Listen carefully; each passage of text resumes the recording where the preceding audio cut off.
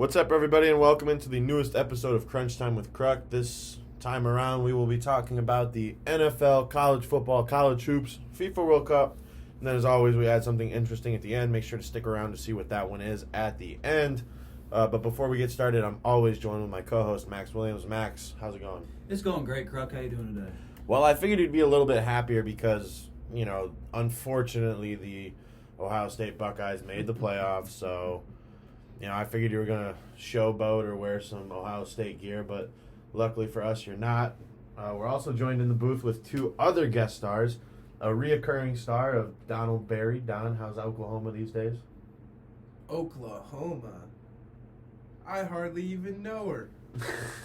And then we're also joined for the first time guest of Season 5. I believe he was on earlier, either in Season 3 or 4. I might be mistaken, but Shaquan Ayers is here. Shaquan.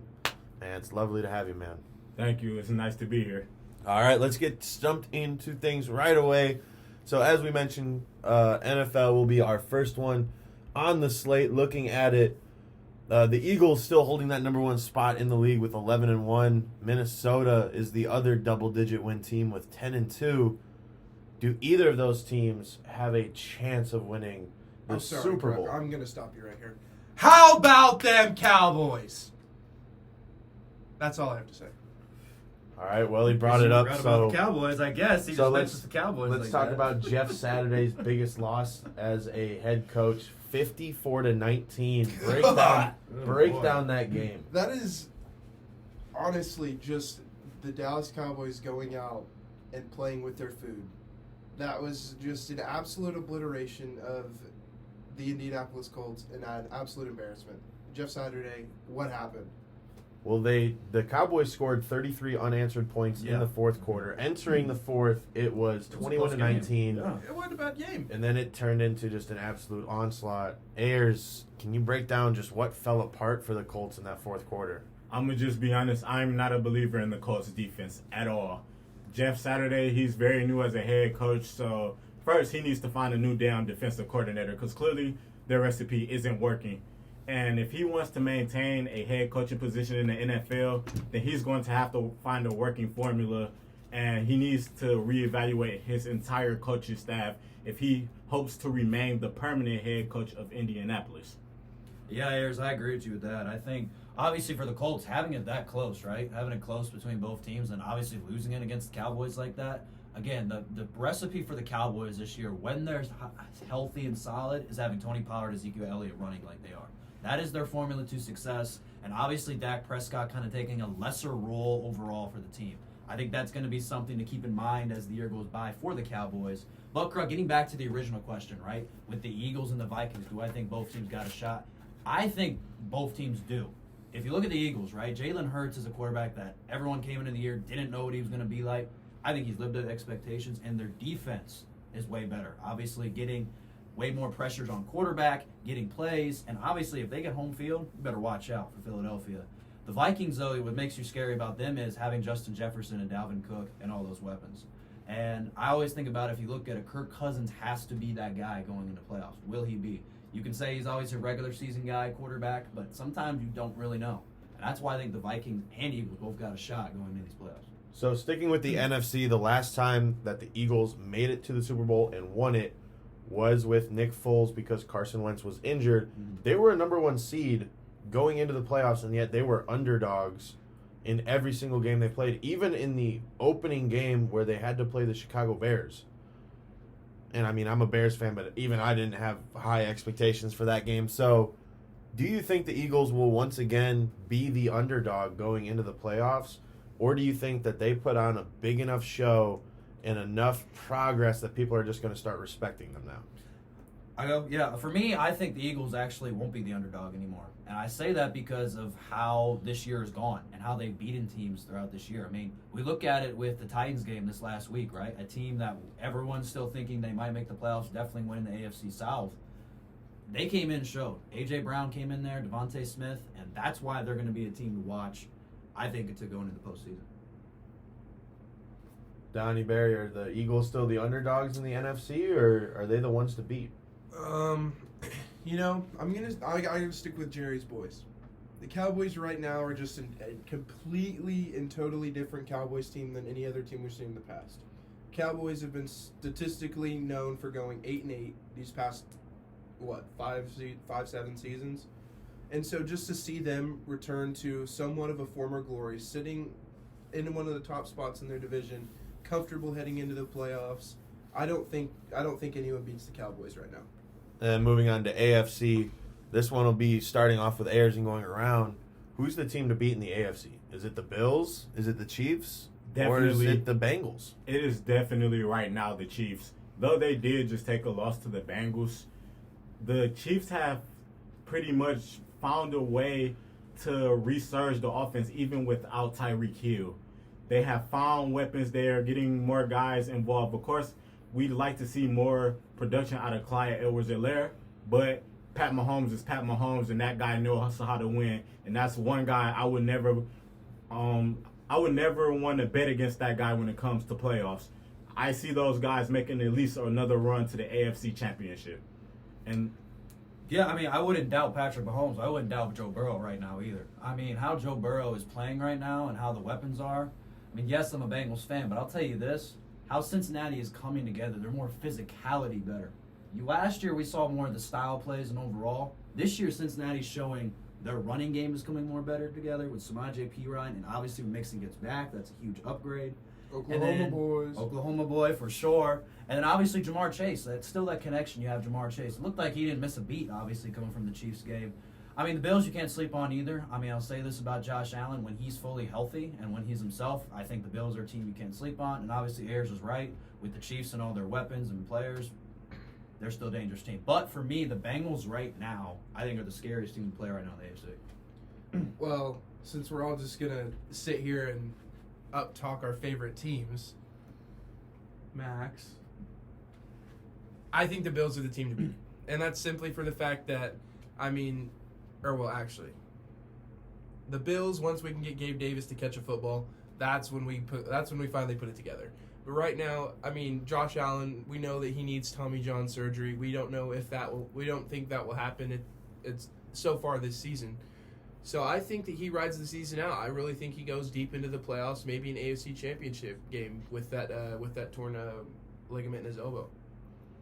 Well, and then being the unfortunate three-way tiebreaker, I got to side with Donnie Berry. I think the Bills are the team to beat because they have been to deep playoff runs the last 2-3 years, and every single time they get knocked off by a team that either makes the Super Bowl or loses in that AFC Championship game. So the Bills know what it takes to get there. They know exactly what they have to do, and they have enough film and footage and history with the players and teams that they're going to play against that they know exactly what they have to do to get it done. So I think the Bills are the team to look out for. Transitioning now into college football, I'm going to hand over the speaking stick to Max. Max, tell us about college football. What's happening? Well, boys, just like NFL, college football is getting crazy. Obviously, this time of year, all the championship games just ended, right? We just saw the Big Ten championship, Pac-12 championship, all of them.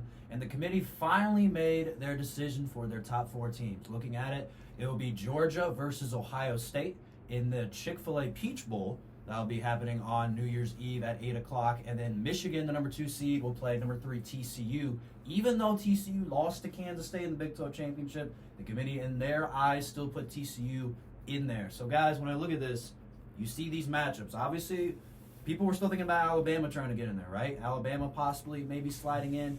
What if Ohio State would have got in, even though they didn't play a conference championship game? So, what do you guys think of these matchups here with Georgia versus Ohio State and Michigan versus TCU?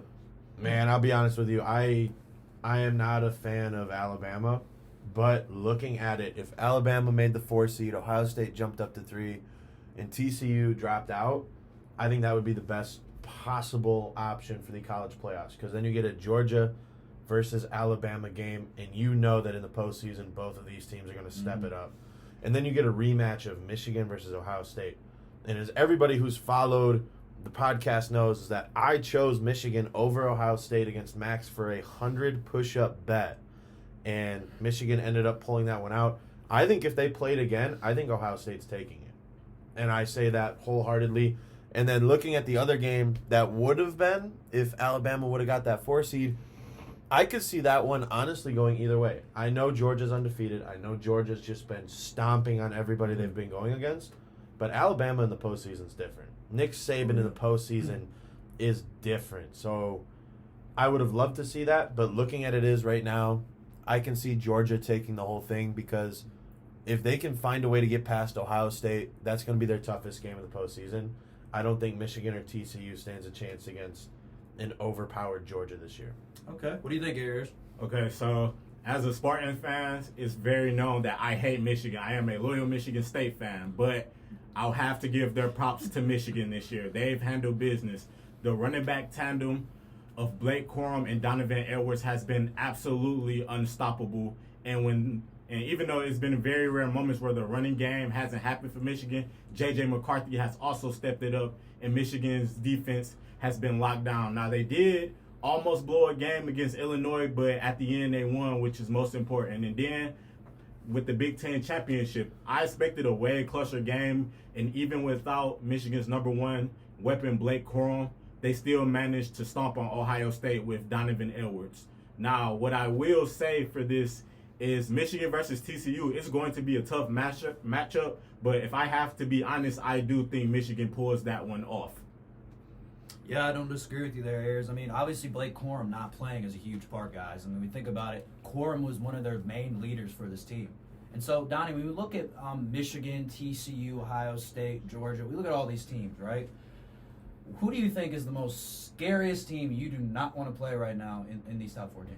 I think it's TCU right now. Honestly, you saw the way Max Duggan played a magnificent game against Kansas State. He can't. I mean, there's not much better that one man can do. He can put the whole team on his back, but even in the end, it wasn't enough. But I think at this point, because every other team has something to lose, TCU's going to come in with that underdog mentality. They know, everyone's been telling them they're not supposed to be there. They don't belong there. They're going to show. I think they're going to show everyone this week again, or on New Year against Michigan, what the TCU Horned Frogs are all about. Absolutely, you cannot sleep on TCU, guys. And obviously, some other news that we heard: Coach Deion Sanders moved on from Jackson State, and now he's going to be the head coach at Colorado, which just went 1-11 last year. I mean, lackluster year for Colorado, but a big hire for their coaching staff and for a head coach. So, guys, what do you think about Coach Prime going to coach for the Colorado Buffaloes? I thought he could have started off his first day there a lot better. I mean, he showed up and he literally had his son stand up during the press conference and say, "This will be your starting quarterback." I think it's a little too early to start saying who starters are going to be. I mean, unless you have Trevor Lawrence from Clemson transferring there, it's pretty hard to say this will be your unanimous starting quarterback, especially being your son. That's going to make waves to start off. And then also his coaching staff, he's bringing in head coaches to be his coaching staff, which if you've ever been a coach, you know that it's hard to go from being a head coach to an assistant coach because you want to run it like it's your team. So there's definitely going to be some waves in the coaching room as well as the locker room. Donnie, I saw you had your hand up, man. What you got to say? I want to go back and apologize for what Kruck said because about Shedeur Sanders, or about Deion Sanders getting too arrogant by naming his son the starting quarterback. However, tell me you wouldn't want this quarterback running your offense. 70.2% completion percentage, 311 passing attempts, complete passes, 443 attempts, 7.6 average yards of play, 3,883 total yards on the season, 6 interceptions, and a passer rating of 158.5. 36 touchdowns. 36 touchdowns, 6 interceptions. That's a 6 touchdown to 1 interception pass ratio. What you got to say here, Ayers? Okay, so clearly the Deion Sanders to Colorado situation has caused a ton of controversy, especially amongst the HBCU community.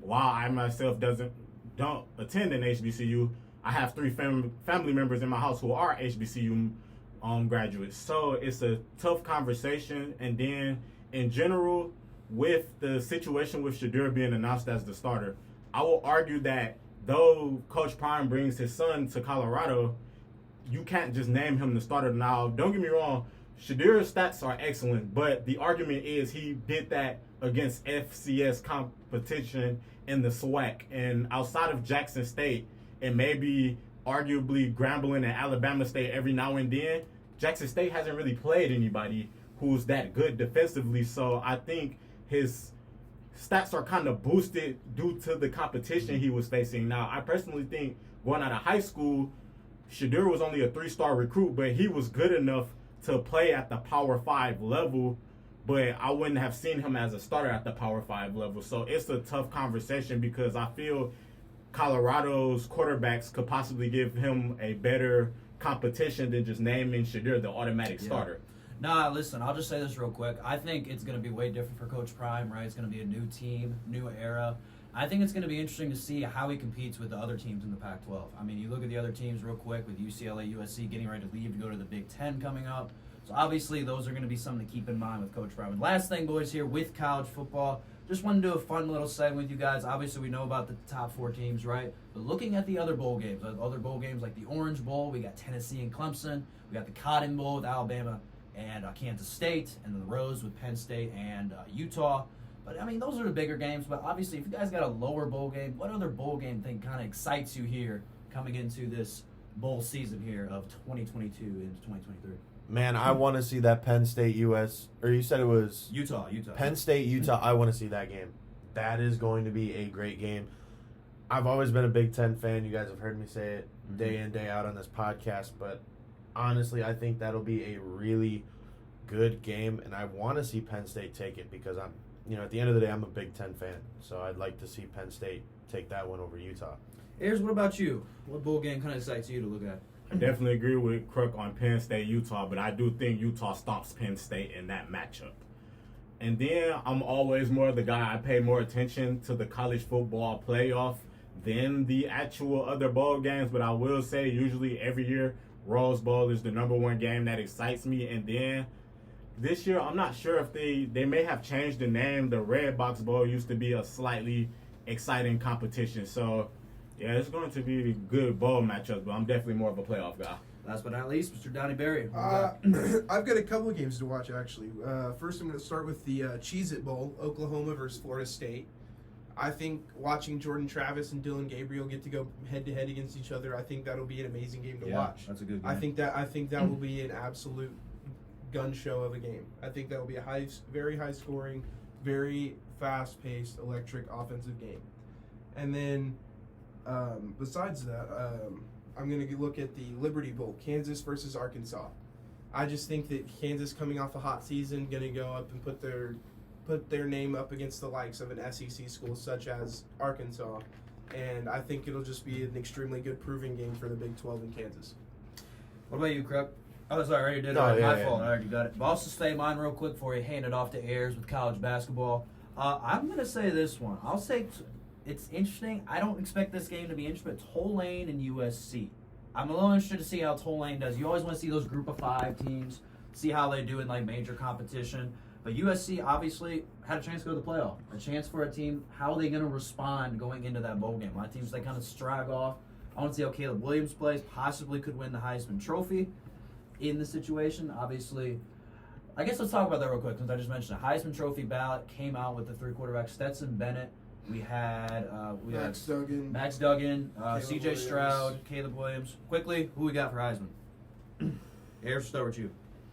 This is a difficult opinion, but I do think Caleb Williams arguably should be the Heisman. I just think, though USC did get stomped out by Utah, I do think the production Caleb Williams put over this past season can't get looked over. And then next year, when he returns for his final season, he's easily, arguably, at least a top 2 quarterback in that year's draft. So I say my Heisman this year is definitely Caleb Williams. Kruck, real quick, who we got? I don't like any of them, but if I had to pick, I'd go C.J. Stroud, just because he's Ohio State, Big Ten. Got to keep it in the family. What about you, I'm real gonna quick? I'm gonna go with the same quarterback. I'm gonna go with C.J. Stroud as well. But I just think that, let me also. I hate Caleb Williams. I hate him as a player. I hate him as an athlete. I just dislike the guy.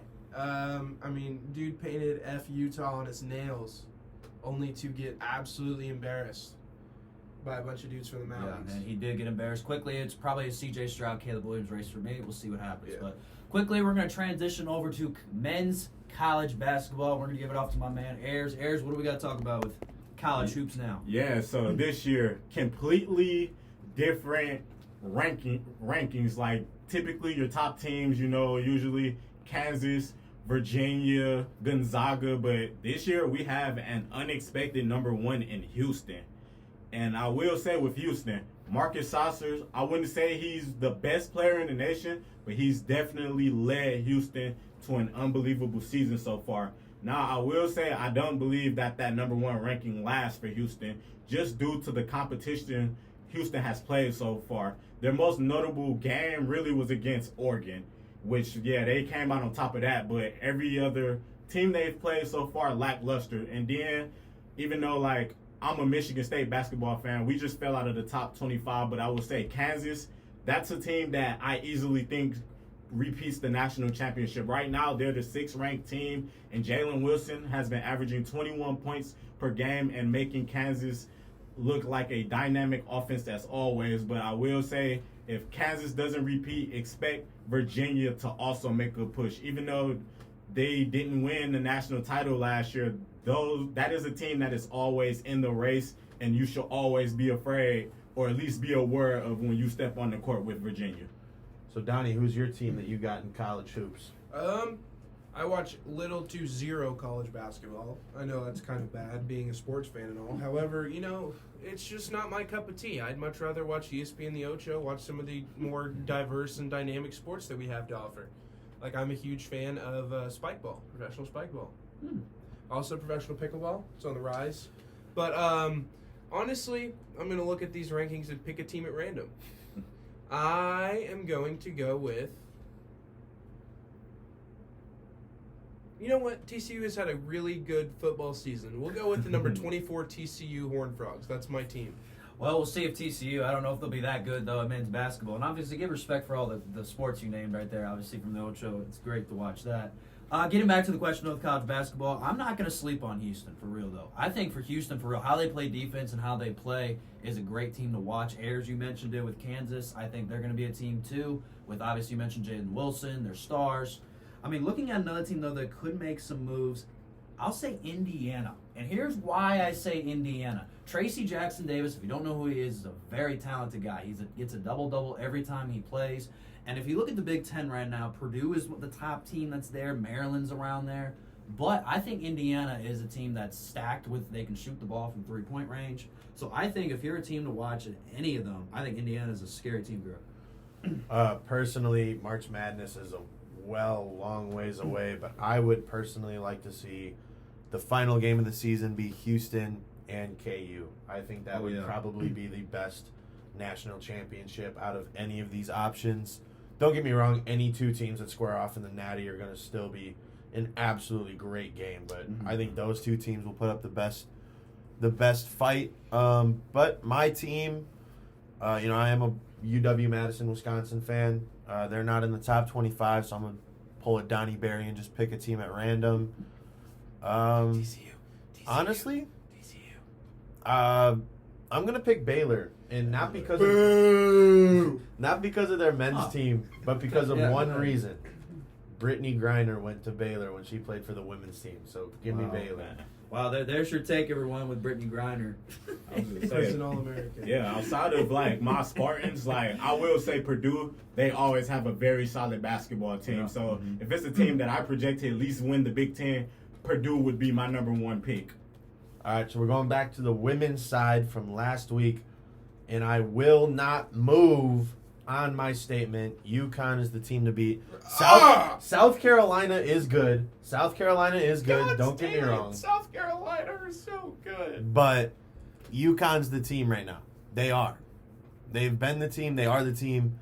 I think Stanford and South Carolina are each going to end up with at least a pair of losses before the season's over. I could see UConn maybe losing one more for the season's over. Here's what do you think? Okay, so with UConn, yes, they are always an amazing team. I do think that they are suffering a bit from Paige Bucher's absence. She is the key. Once she declares for the draft, even though she's already confirmed she plans to return next season, once she's draft eligible, she's easily the number 1 pick in the WNBA draft. So yes, UConn is also my main pick, but I expect South Carolina. And in terms, usually Tennessee is also a very solid women's basketball program, even though right now I don't see them ranked in the top 25, but don't sleep on Tennessee.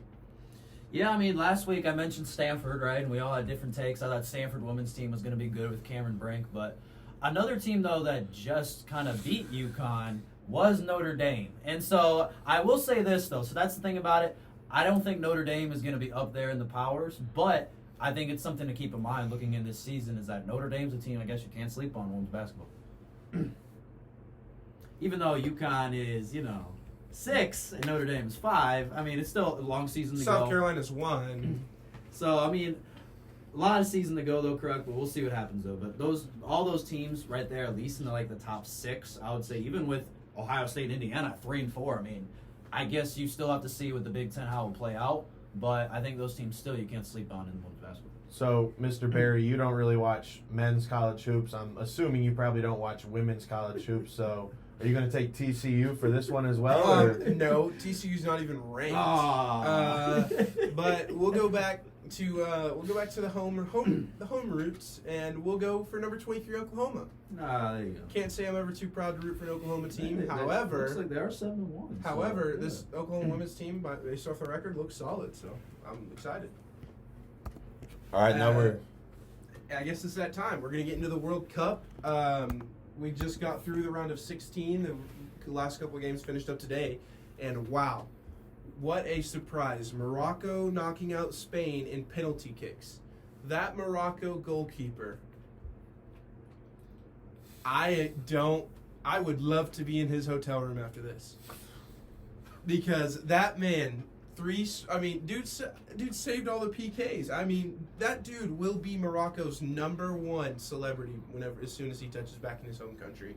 However, another few games, we've got Portugal wiping out Switzerland behind a hat trick from Ramos. 6-1, and then we've got Japan dropping to Croatia in PKs. Croatia taking 3 PKs to Japan's 1.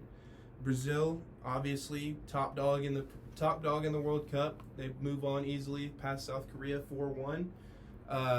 England, those tea drinkers, they blow past Senegal 3-0. Argentina moving on. I mean, pretty close game, though. That game, it was a very good game between Argentina and Australia. You saw in the tunnel Messi having to take pictures with all those Australian players after the game. And then, sadly, hate to say it, United States drops 3-1 to the Netherlands. But, hey, we had a great run, guys. Looking forward to run it back in 4 years. I believe the next World Cup is in the United States. It is, yeah. So, and looking forward to maybe get to go to a couple games at Sporting KC Stadium in Kansas City. So, let's hope we can do that. I mean, you look at the breakdown, America is a World Series champ. They're Super Bowl champs, NBA Finals champs. We can't expect to win everything. I mean... Hey, we're also MLS champs. Can't forget that either. Can't forget it. Yeah. So, looking at these, Argentina has to play the Netherlands. Brazil has to play Croatia. If both Argentina and Brazil wins, they're going to match up in the quarterfinals. That would have been a great finals, like a finals game. But, hey, imagine we get a Ronaldo-Messi final. That's obviously, though, we got to see if Ronaldo can get back right with the situation. But obviously, you mentioned Morocco, right? Morocco, who would have thought they would have got there? I mean, beating Spain. Not to mention, obviously, Morocco, a small country, usually don't see that. I mean, obviously, the names we see, Brazil, obviously, they took care of business. They did have to do against South Korea. The game I'd probably look, though, in these quarterfinals to keep an eye on still is England and France. Mm-hmm. And I'll say why that's an interesting matchup. You got Mbappe for France. That's a guy that can play a lot. And you got still some players, Harry Kane for England.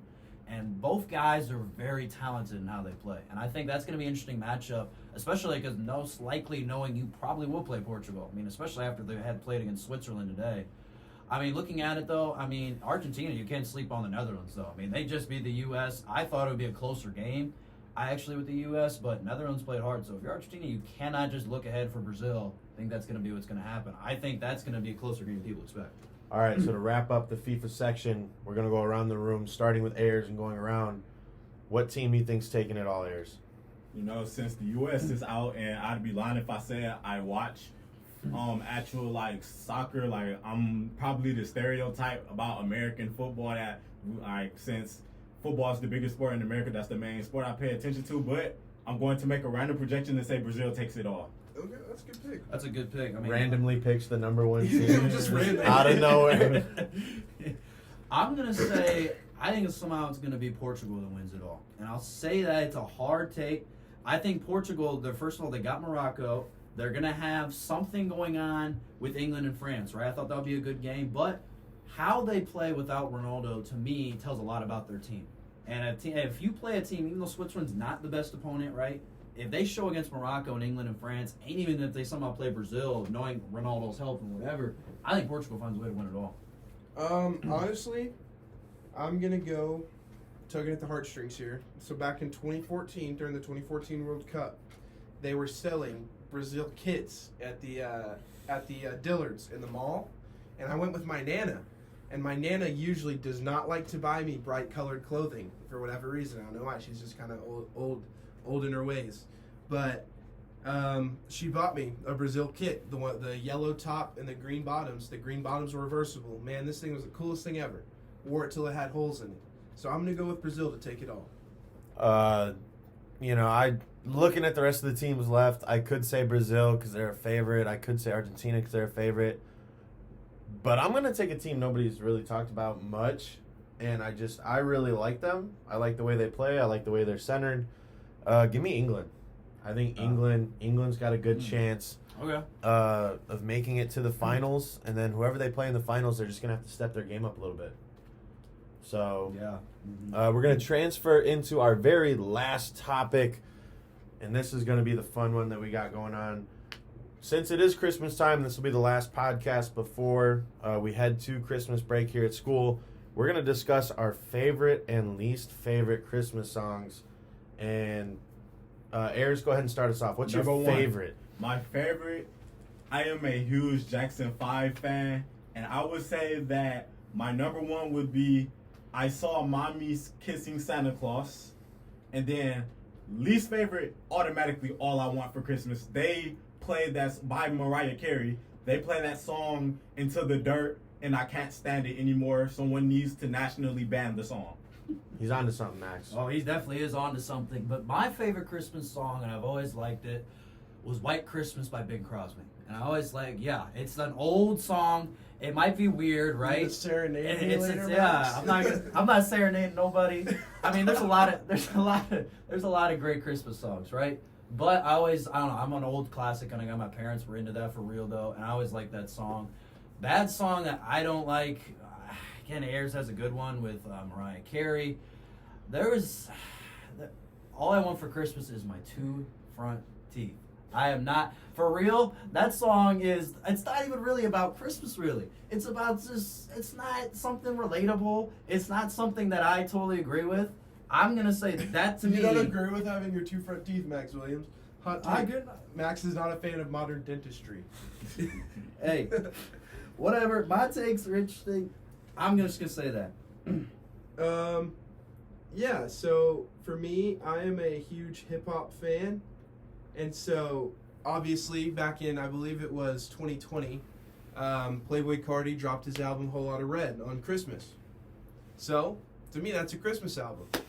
So, I'm going to go with my favorite song off of that album being On That Time by Playboi Carti.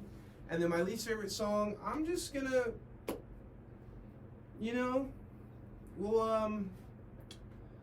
I really don't have one. All I Want for Christmas Is You is really bad. But even in some circumstances, I can still get down with it. So, but I really don't have a least favorite.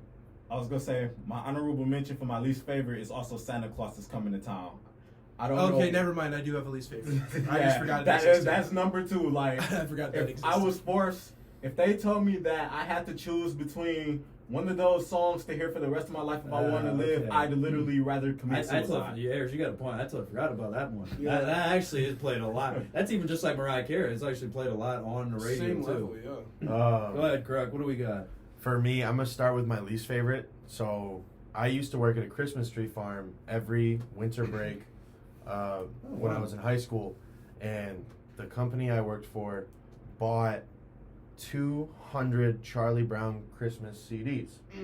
So we heard the Christmas time Charlie is Brown. here, Charlie Brown, Christmas time is. Oh my goodness. I will literally turn the radio off and sit in silence for 2.5 minutes, then listen to that song. And I know Mariah Carey's song is well overplayed, Me too. but I simply cannot deal with the Charlie Brown one. And then my favorite Christmas song of all time, another personal one for me, is by the Trans-Siberian Orchestra. And let me pull it up so I can say it correctly. It is called Christmas Canon. And this one, it's, not a very famous, or it is kind of famous, but it's not a very popular pop famous song. And for me, this is my all-time favorite because, well, before I was born, this was the song that was the processional song for my parents' wedding. So they got married in December around Christmas time, and they played that song instead of the normal, bride entrance. They played that one. Always just been a huge fan of it. But my second favorite Christmas song, and this one might be a little iffy depending upon who it is, the Die Hard theme song. Because Die Hard is a Christmas movie. Let's not forget. Hot take. Never seen Die Hard. Oh, you haven't? Wow. I haven't We gotta seen get it we gotta in get years. we gotta get these guys caught up, Krug. Wow, Die Hard, did I just end the podcast on a negative note by saying that?